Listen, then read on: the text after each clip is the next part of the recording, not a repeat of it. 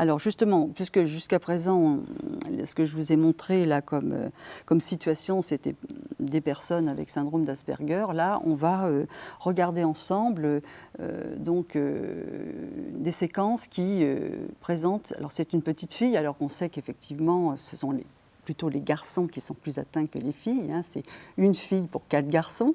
Donc là, c'est une petite fille qui est quand même plutôt dans le bas du spectre autistique.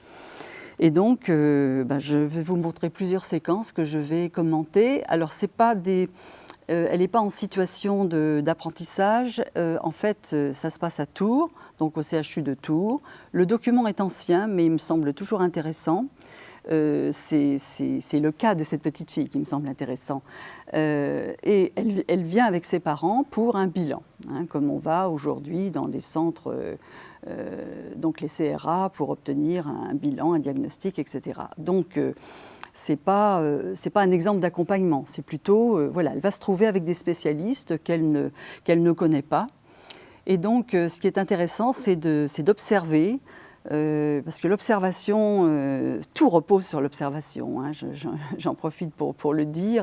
Et c'est pour ça que j'utilise, moi, la vidéo beaucoup en formation, parce que les professionnels, non seulement doivent être informés, bon ça c'est une chose, mais après doivent être capables de faire des observations en situation.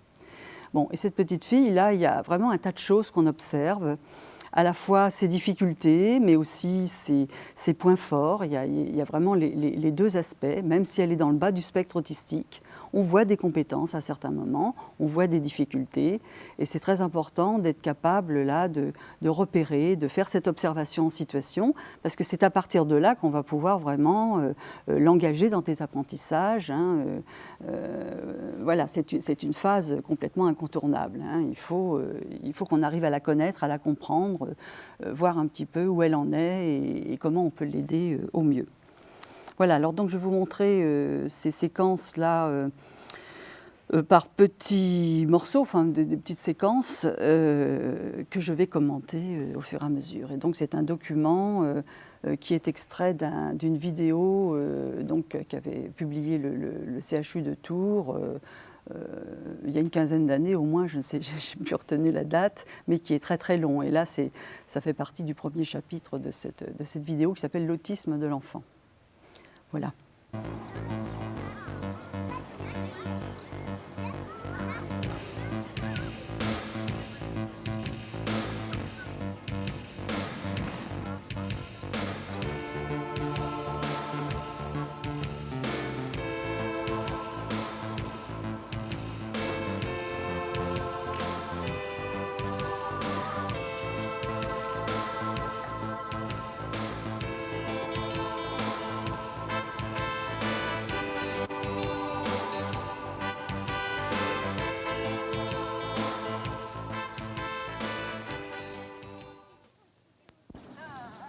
Nous nous sommes aperçus qu'elle avait un comportement anormal. Elle ne répondait pas quand on l'appelait. Elle était trop calme. Tellement calme que parfois on l'oubliait.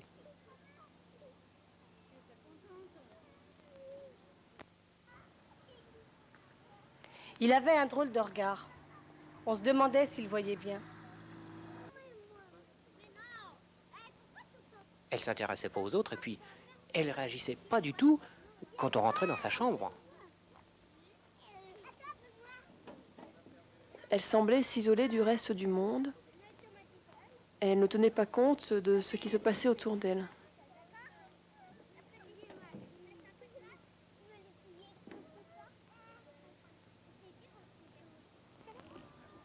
En fait, tout le monde lui trouvait un comportement bizarre.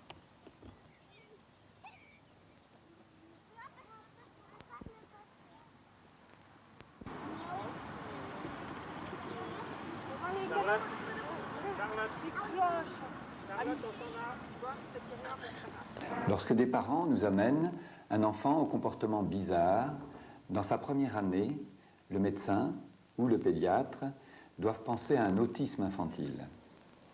Ils doivent écouter attentivement les parents, en particulier sur les petits signes qu'ils décrivent, aux questions qu'ils posent.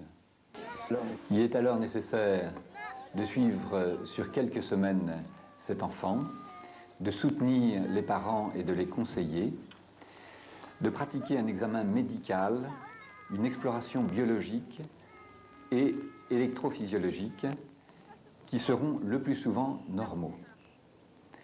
Parfois, des anomalies, en particulier neurologiques, seront retrouvées dans les syndromes associés. Dans tous les cas, au terme de ces examens, il faudra conseiller aux parents une consultation dans un centre spécialisé dans l'autisme infantile où pourront être pratiquées des explorations complémentaires et une évaluation.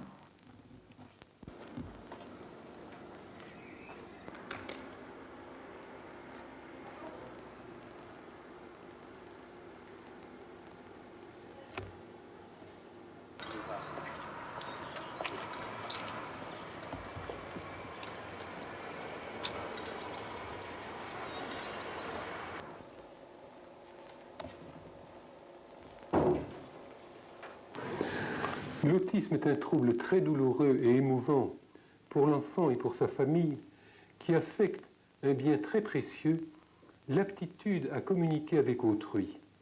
Il apparaît chez un enfant sur 2000, de préférence chez le garçon, et on admet que 20 000 enfants environ en France sont atteints par ce trouble.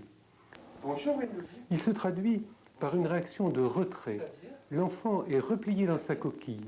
Il ne s'intéresse pas aux autres. Il ne cherche pas à communiquer. Souvent, il ne parle pas. Quelquefois, il n'imite pas. Parfois, enfin, il ne comprend pas les émotions et a de la difficulté à exprimer ses propres émotions. Son comportement est bizarre. Ce sont quelquefois des mouvements répétés, monotones, ou des manipulations d'objets qui n'en finissent plus. L'enfant ne supporte pas qu'on le dérange. On retrouve aussi des troubles plus élémentaires. L'attention est labile. L'enfant, quelquefois, ne regarde pas. Il ne fixe pas son regard. Il ne fixe son regard nulle part. L'audition est quelquefois paradoxale. Il paraît ne pas entendre, alors qu'il entend très bien le moindre froissement de papier. Enfin, la posture et la démarche sont empruntées. Alors cette petite fille-là, puisque c'est elle qu'on va suivre dans cette séquence, donc il va y avoir deux autres séquences. Donc là, elle vient au CHU de Tours pour consulter. Alors ça fait quand même, il y a un certain nombre d'années, on le voit dans certaines séquences, quand un des professionnels dit que, je sais plus, je crois que c'est le professeur Lelore qui dit qu'il y a un enfant sur 2000, aujourd'hui c'est 1 sur 150. C'est vrai que, voilà, de ce point de vue-là, on a évolué. On le voit aussi mettre en avant beaucoup l'aspect trouble de la communication, etc., bien qu'il parlera un peu plus tard des aspects sensoriels, parce qu'effectivement, il les percevait déjà. Mais bon, moi, ce qui m'intéresse, c'est cette petite fille en situation, donc qui arrive avec ses parents. Ce qui m'intéresse, parce que quand on regarde cette petite fille, du moins de loin, quand on la voit marcher, quand on la voit arriver, on ne voit pas l'autisme. Et pourtant, elle est vraiment dans le bas du spectre autistique, elle ne parle pas, on va la voir après dans différentes situations. Néanmoins, ce n'est pas marqué du tout sur son visage. Elle a même, quand on la regarde, parce qu'il faut aussi se faire confiance, voilà, on a des impressions, et elles peuvent être fausses, mais on peut aussi, par moments, ne pas se tromper. On a l'impression qu'elle a des capacités, qu'elle a une intelligence, on se voit dans son visage, dans son regard, etc. Donc elle arrive avec ses parents et voilà, elle a beau être autiste, elle ne parle pas, hein, elle a près d'une dizaine d'années là à peu près, elle ne parle pas, donc elle est sans langage. Et voilà, néanmoins, on voit bien, elle se tient bien, de toute façon, dans toutes les séquences, parce que voilà, on a beau être autiste, c'est vrai qu'on vient d'un certain milieu et on a reçu une éducation, entre guillemets. Et je pense que cette éducation, on la voit sur cette petite fille, comme sur n'importe quel enfant. Voilà, une petite fille bien habillée, bien élevée, qui va accepter finalement très coopérante. Parce que c'est vrai qu'elle est là confrontée à des professionnels qu'elle ne connaît pas, qu'elle n'a jamais vus, qui sont en blouse blanche, qui vont faire des choses avec elle. Et il y a d'autres enfants qui effectivement auraient pu manifester des problèmes de comportement. Voilà. Elle, comment dire, elle se laisse faire, entre guillemets. comment dire, pas avec enthousiasme, parce que de toute façon, ça correspond pas non plus à sa façon d'être, mais elle ne rejette pas, elle suit les adultes. Alors, on la voit à un moment donné, donc là, c'est la première séquence qu'on voit, à part le moment où elle arrive avec ses parents. Autrement, elle va entrer donc dans le cabinet du médecin qui va faire des épreuves avec elle, une épreuve d'imitation. Et on la voit rentrer à un moment donné dans la pièce, et effectivement, elle a un geste tout de suite. C'est intéressant par rapport à ce qu'on a développé antérieurement, elle touche au bouton, elle touche à l'interrupteur. C'est son premier geste. On parlera après de ce qu'on appelle la pensée en détail, c'est-à-dire effectivement ce sont des enfants qui sont donc très, très sensoriels, très sensibles à tout ce qui est dans leur environnement, mais en dehors des personnes, ils sont très sensibles à tout ce qui est, ils ont leur intérêt propre aussi, et je pense que les interrupteurs, c'est quelque chose qui doit l'intéresser, mais qui n'intéresse pas forcément d'autres enfants, et donc dès qu'elle rentre dans la pièce, elle va droit sur l'interrupteur. Bon, elle s'assoit, et là le médecin commence à lui parler. Alors effectivement, le regard, on voit que le regard n'est pas là, hein, elle ne regarde pas son interlocuteur, elle tourne la tête, etc. Et il va essayer d'apprécier sa capacité à imiter. Donc il prend une poupée, ça correspond à à l'épreuve d'un test qu'on fait passer à ses enfants pour évaluer leur capacité à imiter. Et donc il prend la poupée, et puis il berce la poupée, et puis il lui donne pour voir si elle a compris et si elle va faire pareil. Alors c'est vrai que là, c'est une séquence assez étonnante parce que elle ne répond pas du tout.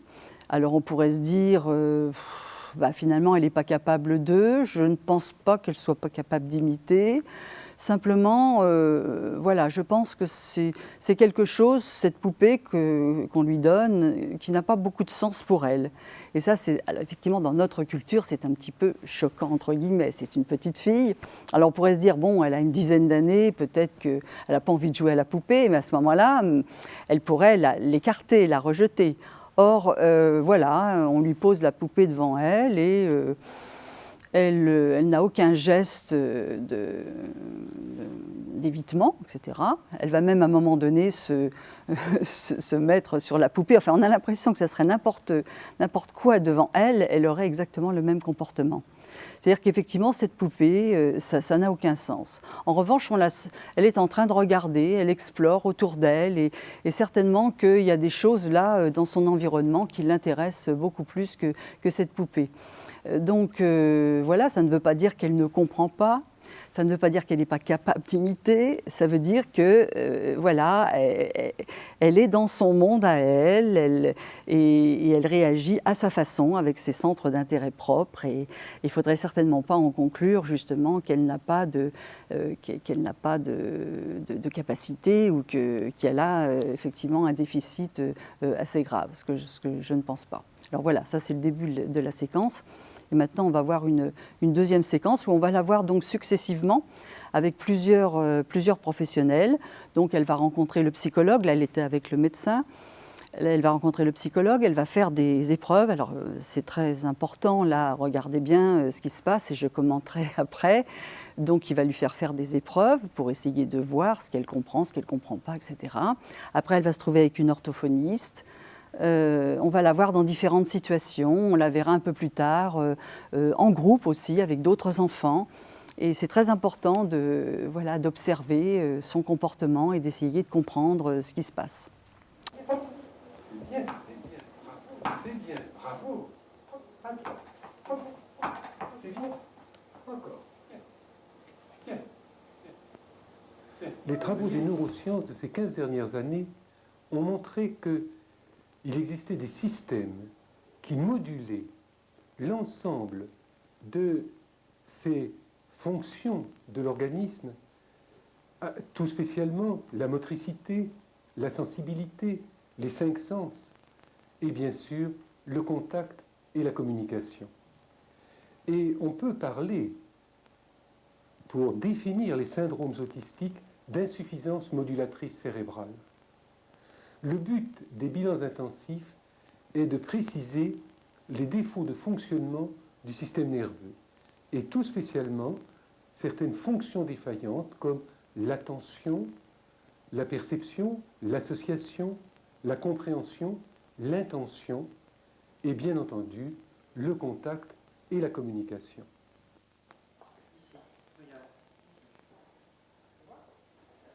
L'examen psychologique des enfants autistiques consiste à mettre en évidence les capacités intellectuelles et les possibilités de communication, cela pour bien comprendre leurs troubles particuliers de développement et pour apprécier leur personnalité. Dans cette perspective, nous utilisons des tests de développement cognitif et social qui sont étalonnés et appropriés aux difficultés de ces enfants. De même, nous évaluons la qualité de leur fonctionnement cognitif et du fonctionnement des interactions et de leur communication. Cette qualité peut être instable, incohérente, discontinue et montrer des caractéristiques particulièrement atypiques. Au total, cet examen fournit une image des troubles du comportement de l'enfant et détermine le profil du développement des différentes fonctions et différentes capacités cognitives et sociales. Ça, et puis ça, regarde, ça et ça. Moi, je vais t'aider de toute façon, hein, on va le faire tous les deux. Pas de problème. Hop, il est tombé le robot. Je cherche tous les coins. Tu le remets debout? Tu vas me donner le rouge. L'examen du langage et de la communication a pour but non seulement d'évaluer les possibilités d'expression et de compréhension de l'enfant, mais aussi sa capacité à utiliser la voix, la parole, les mimiques ou les gestes pour communiquer. Bravo, merci. Pour les enfants qui ne parlent pas, l'évaluation porte davantage sur les prémices du langage, par exemple les réactions auditives, l'imitation, les échanges vocaux. Tu me montres la vache. Où est-ce qu'elle est la vache? Oui. À l'aide d'images, nous testons les capacités de compréhension de l'enfant. Oui, nous proposons divers exercices d'imitation, de mouvements de bouche par exemple, ou de sons. Nous évaluons les réactions auditives de l'enfant en lui proposant divers objets sonores. Nous regardons si l'enfant s'oriente par exemple vers la source sonore. Ces évaluations sont utiles pour la description et la compréhension des difficultés de l'enfant. Elles permettent aussi d'apprécier son aptitude à progresser dans les domaines considérés et à définir les moyens psychoéducatifs spécifiques à mettre en œuvre. Alors on voit cette petite fille là dans différentes situations. Bon, d'abord en train de jouer au ballon, donc on est en train de voir si elle est capable voilà, de renvoyer le ballon à quelqu'un qui... Voilà. Alors on l'a quand même assise, parce qu'on le verra un peu plus tard, elle a des problèmes moteurs, mais très légers, hein, de répartition du tonus musculaire, donc on s'est dit en l'asseyant, elle va être plus à l'aise. Elle a compris, hein, c'est-à-dire elle reçoit le ballon, elle le renvoie, et puis tout à coup, elle se retourne et il y a un rideau derrière elle. Et effectivement, elle se met à jouer avec le rideau et on comprend que, voilà, ça c'est ses intérêts propres. Jouer avec le rideau pour elle, et là on est encore dans les aspects sensoriels, etc. C'est quelque chose de beaucoup plus intéressant que de renvoyer le ballon à un interlocuteur. Et c'est là où on mesure la différence, quoi. Et puis, c'est pas une histoire là comment dire, de capacité ou d'incapacité, c'est qu'elle voilà, elle est autiste, elle a ses intérêts propres. Et effectivement, alors il faut le comprendre en même temps, la laisser jouer avec le rideau toute la journée, ça serait quand même pas très productif. Donc à la fois il faut comprendre, accepter ses intérêts propres, en même temps bien sûr qu'il faudra essayer de l'en faire sortir pour l'intéresser à autre chose, hein, parce que ces enfants doivent être éduqués, voilà, on ne peut pas se contenter de les regarder et de les laisser faire ce qu'ils ont envie de faire. Enfin voilà, cette première séquence est intéressante pour ça. Ensuite, on la voit avec un psychologue d'abord et puis avec l'orthophoniste après. Alors ces deux séquences sont intéressantes. D'abord parce qu'on le voit, elle continue d'être très coopérante, hein, alors qu'elle ne connaît pas les personnes, donc elle les suit, elle accepte ce qu'on lui propose. Et là, donc, c'est une activité de tri. Et là, quand on regarde cette séquence de près, on peut être très, très, très surpris parce qu'elle a tout un tas de pièces là devant elle qui sont de couleurs différentes, de formes différentes. Et je pense qu'un enfant ordinaire placé dans cette situation, bien sûr, saurait faire ce qu'on lui demande, qui est très simple. Il faut qu'elle trouve la troisième pièce, etc. Mais elle, là où c'est surprenant, et c'est à rattacher avec ce que Laurent Motron disait tout à l'heure, dans leur capacité à gérer une complexité d'informations, parce que là, toutes ces informations qui sont devant elle, je pense qu'un enfant ordinaire mettrait peut-être un petit peu de temps à trouver la bonne pièce. Elle, on a l'impression, d'abord elle a à peine regardé ce qui est devant elle, mais c'est comme si elle avait vraiment mémorisé toutes ces pièces et elle n'a aucune hésitation, elle va droit sur la pièce qu'il faut prendre et mettre à la suite des autres. Et ça, c'est quand même assez... Elle le fait 2 fois de suite. Et là, contrairement à la séance précédente où elle est face au médecin et où elle regarde un petit peu partout parce que ce qu'on lui propose n'a pas de sens pour elle, là, on comprend que cette activité l'intéresse, la motive, a du sens. Reconnaître des formes, etc., des couleurs, ça c'est quelque chose qui lui parle, qui l'intéresse. Justement, il y a des aspects là sensoriels et puis cette façon de classer là, les éléments, les uns par rapport aux autres, les uns à côté des autres, ça c'est quelque chose qui l'intéresse. Et du coup, elle est présente. Et on a même l'impression qu'elle regarde la personne qui est en face et elle écoute la consigne et elle s'exécute 2 fois de suite. Voilà, donc c'est vrai que là, ce qu'on voit apparaître, ce sont ses compétences. Et malgré qu'elle soit plutôt dans le bas du spectre autistique, elle n'a pas de langage, etc., elle a quand même, elle manifeste là des compétences que peut-être un enfant dit ordinaire ne serait pas capable de manifester, parce qu'après tout, bien sûr, il le ferait, mais peut-être qu'il mettrait un certain temps, parce que, voilà, devant ce ramassis là, de pièces diverses, et ben, où est la bonne? Il faut que je cherche. Elle, on a l'impression que voilà, c'est quelque chose de très, très, très évident pour elle. Alors, la deuxième séquence est avec l'orthophoniste. Donc là, effectivement, on va lui demander de où est le rouge. C'est-à-dire qu'on lui parle, on lui donne des consignes. Cette petite fille ne parle pas, mais on voit que si elle n'est pas dans la communication expressive, elle est dans la communication réceptive. Elle comprend où est la vache, elle montre la vache, où est le rouge, elle donne le rouge. Et là aussi, elle est présente et on sent que ce genre d'activité lui parle, l'intéresse. Hein, et elle montre des compétences. Voilà, il n'y a pas de problème pour elle dans ce genre d'activité. De même, bon, pour l'épreuve là où il faut souffler pour faire des bulles, bon, on lui montre comment faire, on lui donne le matériel et là, elle est tout à fait capable de le faire toute seule. Simplement, quand l'orthophoniste devant elle s'extasie, parce que c'est ce que font de jeunes enfants, ils aiment bien voir les bulles et ils vont manifester une satisfaction. Elle, on a l'impression que voilà, ça ne lui fait aucun effet. De même, avec l'éducatrice, dans l'activité suivante, il y a des pièces qui sont les unes sur les autres et qui tout à coup s'écroulent. L'éducatrice lui dit « Ah, il est tombé le robot » et elle, aucune réaction. C'est-à-dire que c'est une petite fille qui est, comme c'est le cas pour un certain nombre de ses enfants, très peu expressive. Et du coup, on ne sait pas si elle est contente, pas contente.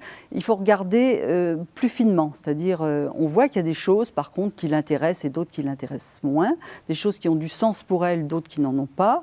Mais voilà, dire qu'elle est contente ou pas contente, bon, c'est pas possible.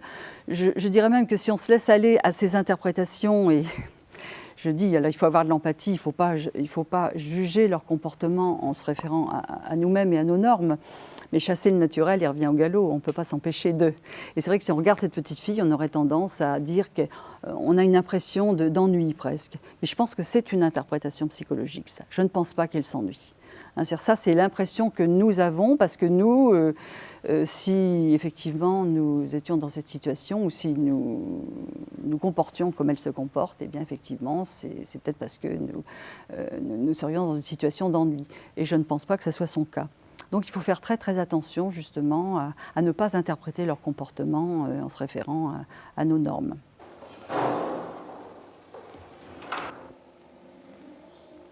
Chez ces enfants, l'examen neurologique est normal dans la mesure où on ne trouve pas de signes pyramidaux ou de signes cérébelleux par exemple.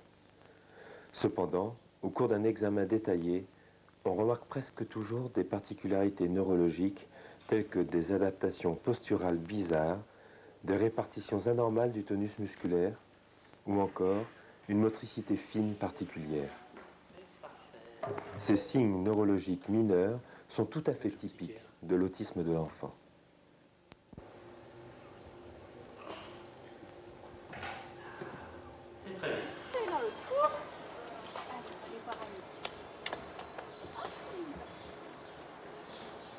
C'est toi dans le fond, Gwendoline. Voilà.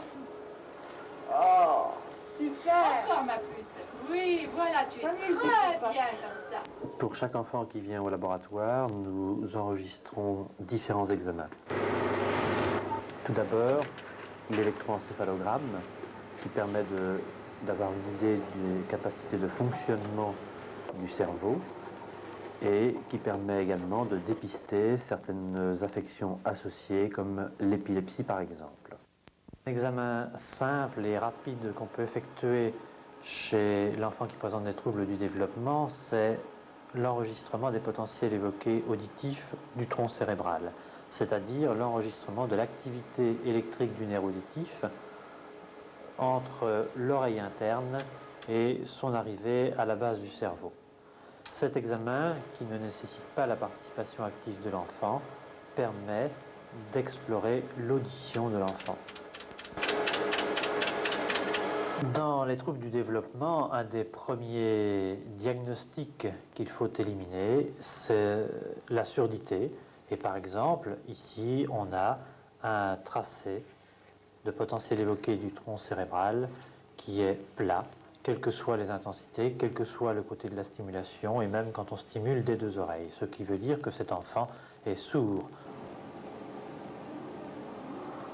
Or, bien souvent, les enfants qui présentent des troubles du développement se comportent comme des enfants sourds, et cet examen est donc d'un intérêt capital pour éliminer un problème auditif.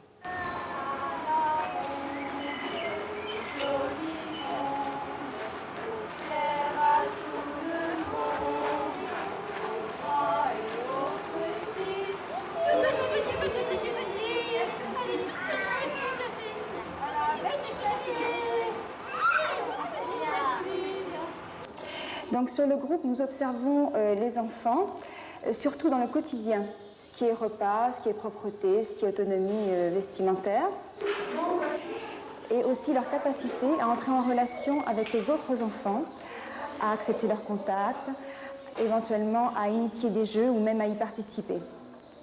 C'est donc une situation qui est socialement différente de celle qui est des autres examens où l'enfant est un individuel.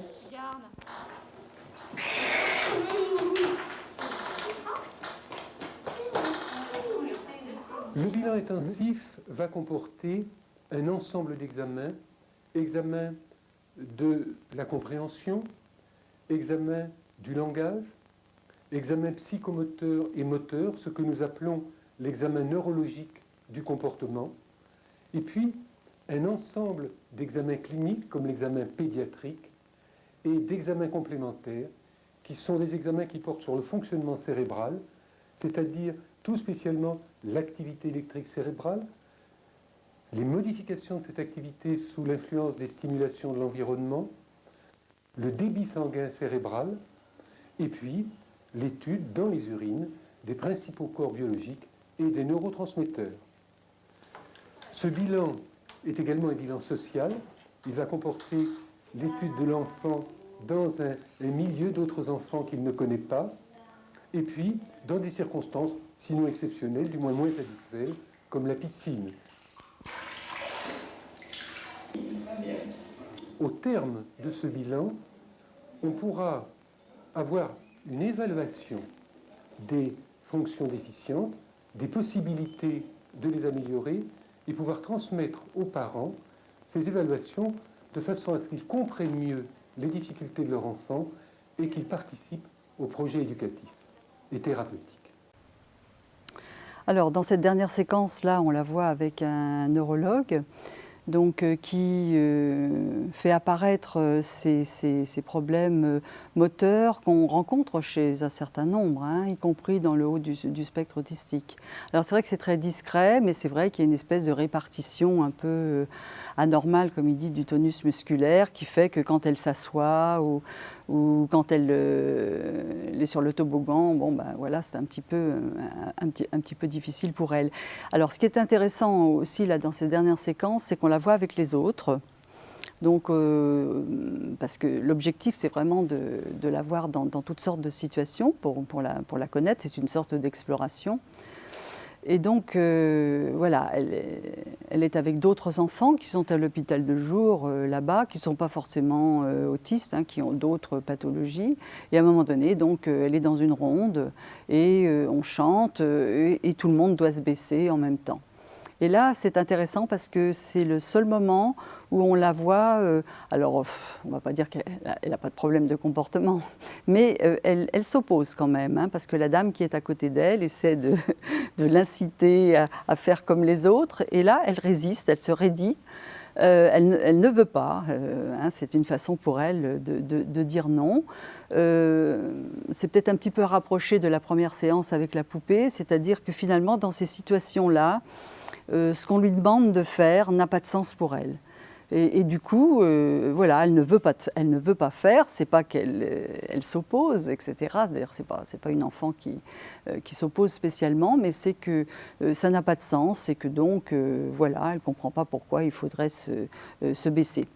Et on la voit dans une autre séquence avec les enfants à table, là, où on voit qu'elle est tout à fait capable de manger toute seule, ce qui n'est pas toujours le cas des enfants dans le bas du spectre autistique. Là, elle a tout à fait la maîtrise des gestes, etc.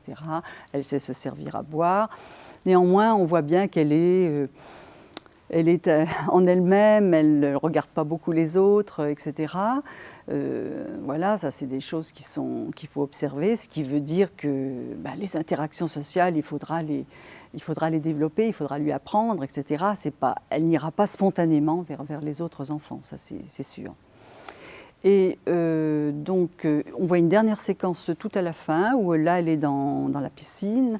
Et alors attention, c'est pas la pataugeoire, etc. Mais bon, une activité comme une autre. Là, c'est vrai que là aussi, si la ronde, c'est le seul moment où elle s'oppose, je pense que la séance de la piscine, c'est le seul moment où elle a l'air d'être bien. On ne peut pas dire qu'elle sourit, mais il y a une esquisse de sourire. Enfin, on a l'impression que, voilà, elle se sent bien dans cette situation. Manifestement, elle n'appréhende pas du tout l'eau. Et de se trouver là, même avec une personne qu'elle ne connaît pas, où elle partage cette activité, n'a pas l'air de lui poser problème. Voilà, donc cette petite fille, finalement, on ne peut pas dire qu'on la connaît, mais je pense que c'est très important d'observer l'enfant comme ça, dans toutes sortes de situations. Hein, en pédagogie, on parle d'évaluation formative. Alors l'évaluation formative, c'est de l'observation en situation. C'est-à-dire que pour connaître ces enfants, il faut les observer et les observer assez finement, les observer avec les connaissances dont on dispose, bien sûr, mais prendre la peine et le temps d'essayer de regarder finement pour la connaître, donc là, cette petite fille en l'occurrence, pour la comprendre, pour essayer de voir qu'est-ce qu'on peut lui proposer, etc., qu'est-ce qui lui plaît, qu'est-ce qui peut l'intéresser, qu'est-ce qui la perturbe, etc. Hein, je pense que c'est vraiment quelque chose, cette capacité d'observation, c'est quelque chose qu'il faut développer. Et moi, je conseille même aux professionnels de tenir une sorte de journal de bord pour noter toutes les observations qu'on peut faire au quotidien. Parce que franchement, voilà, on passe 1 heure avec un enfant comme ça, on va le voir dans toutes sortes de situations, il y a vraiment 1000 choses qu'on peut observer, on ne va même pas tout pouvoir noter. C'est très très important pour l'aider ensuite à entrer dans les apprentissages, hein, ce temps d'observation, d'évaluation à partir d'une observation. Et voilà, il faut se faire confiance aussi dans la capacité qu'on a à observer, qu'on soit parent, professionnel, etc.